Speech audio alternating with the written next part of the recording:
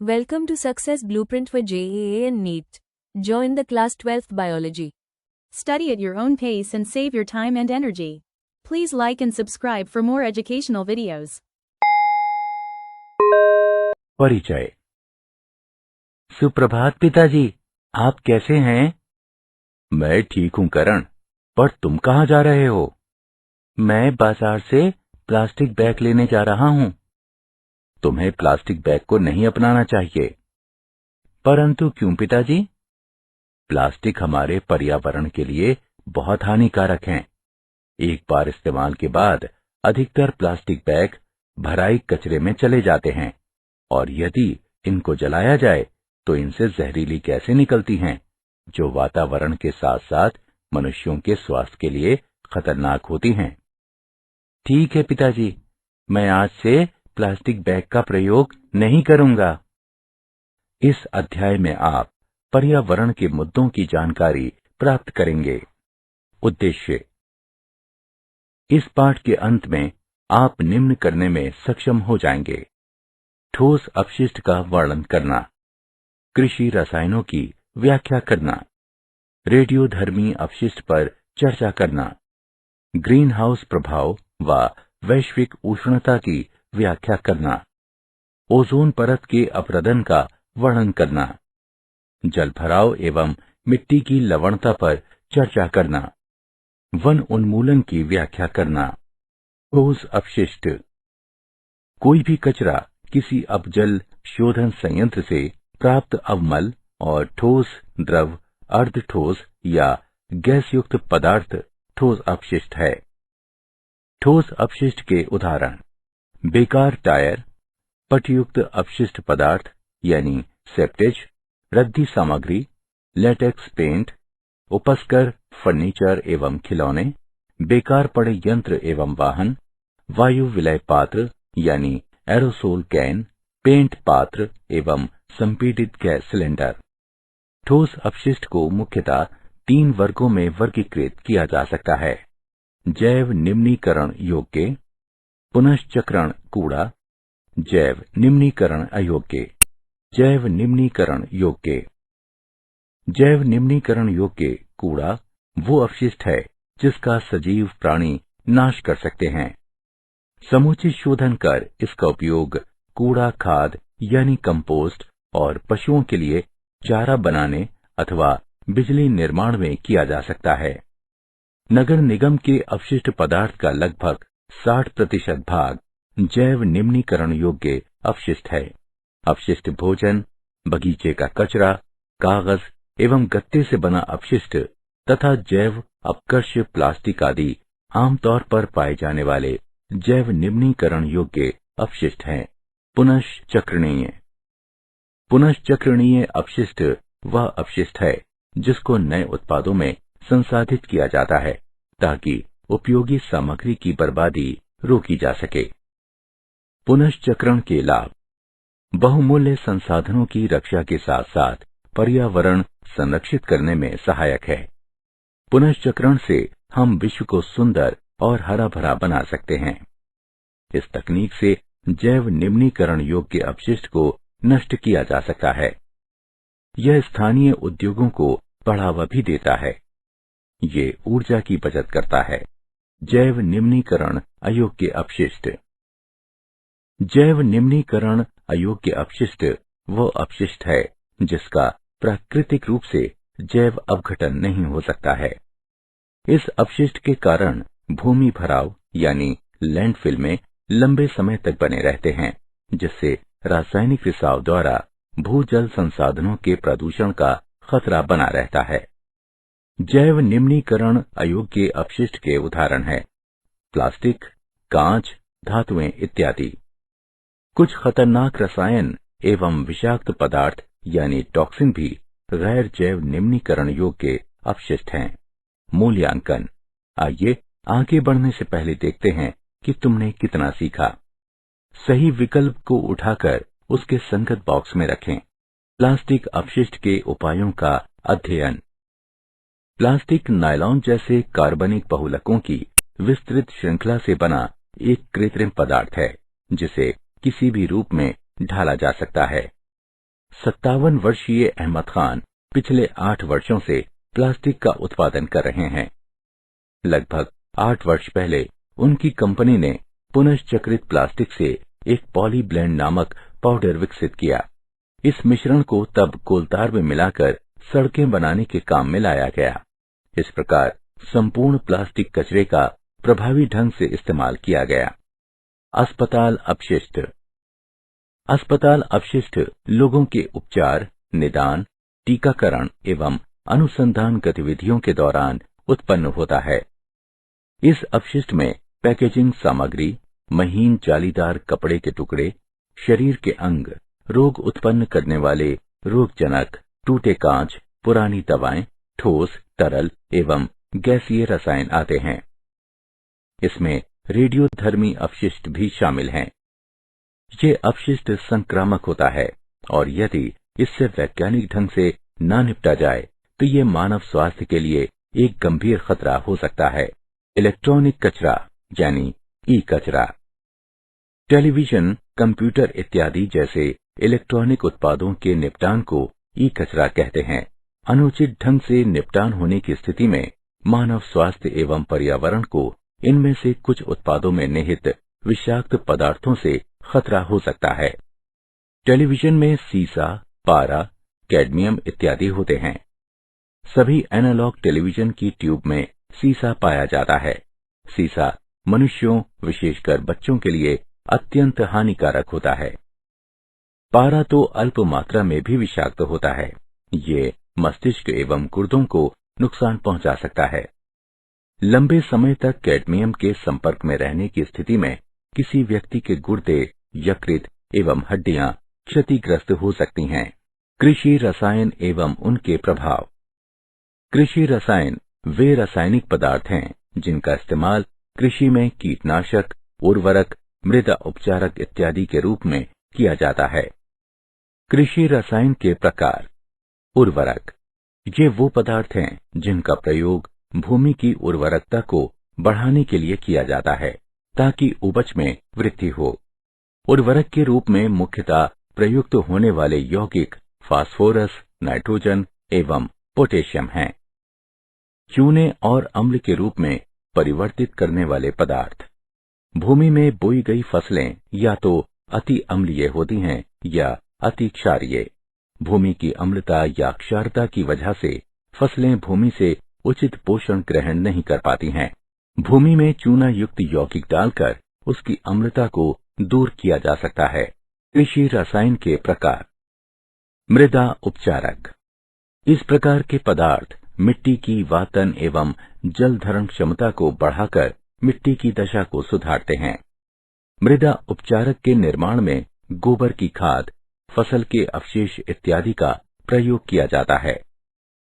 कीटनाशक, कीटों, अवांछित पौधों इत्यादि के नाश के लिए प्रयुक्त रसायनों को कीटनाशक कहते हैं। एंटीबायोटिक, हार्मोन आदि जैसे कुछ रसायनों का प्रयोग पशुपालन में भी किया जाता है।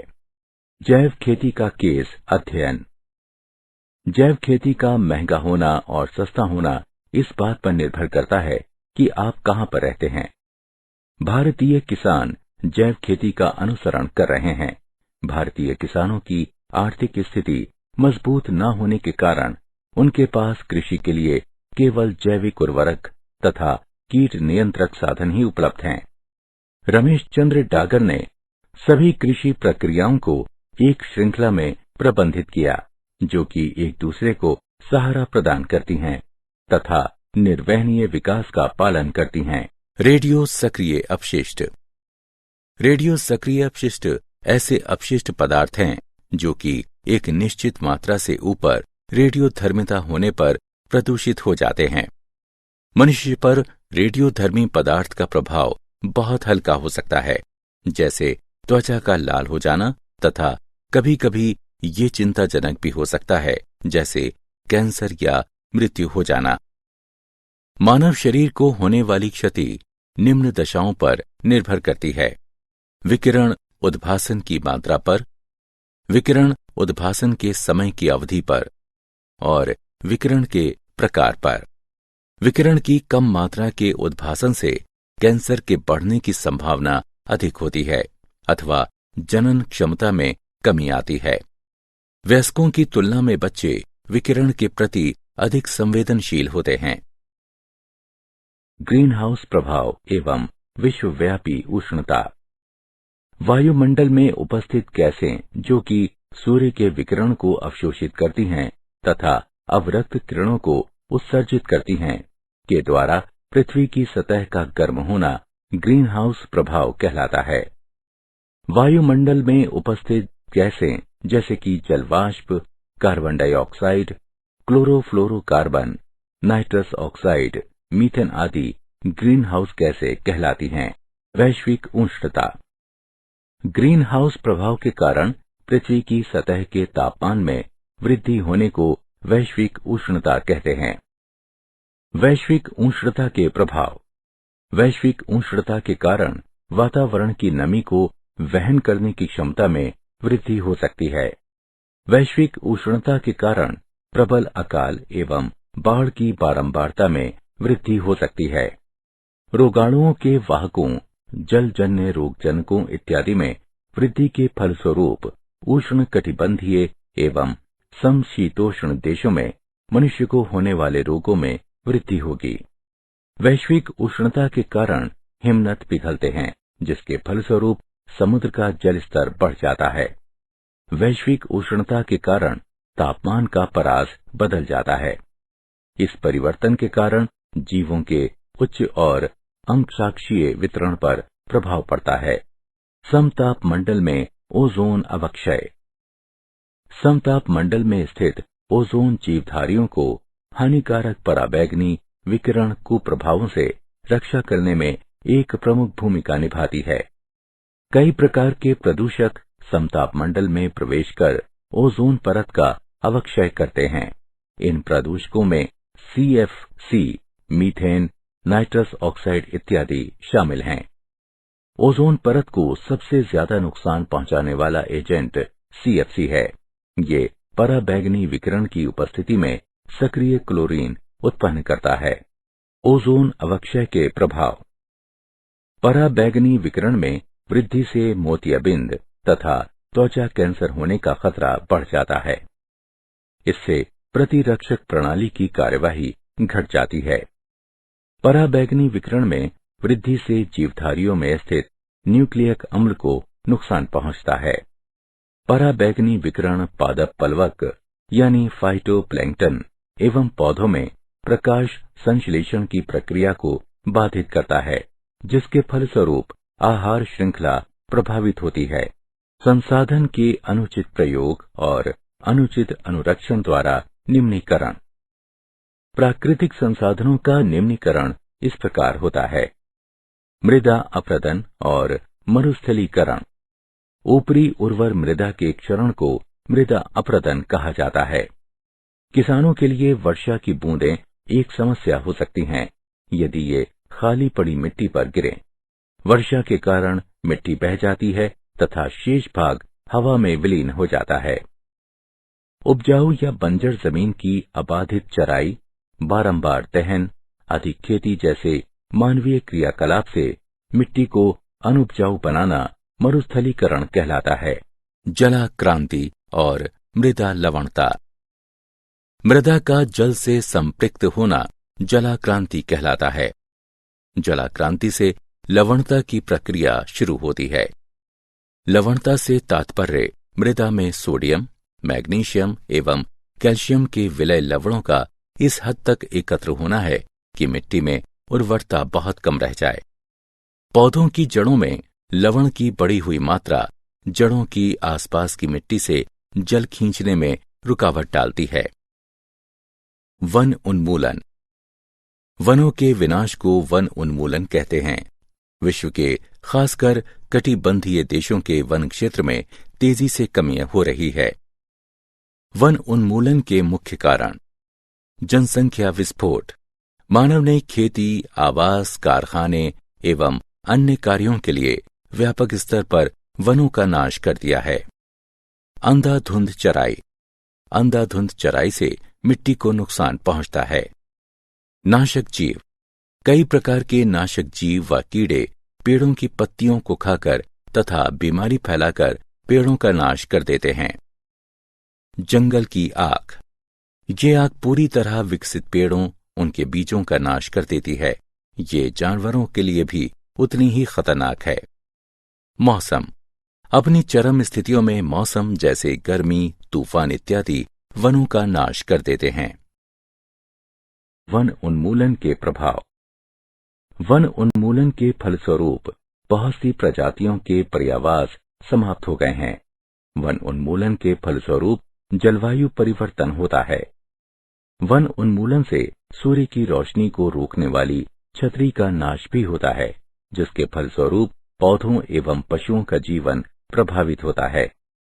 वन उन्मूलन के कारण वनस्पति एवं प्राणी जगत का नाश होता है। वह प्रक्रिया जिसमें काटे गए वनों को फिर से लगाया जाता है पुनर्वनीकरण कहलाती है।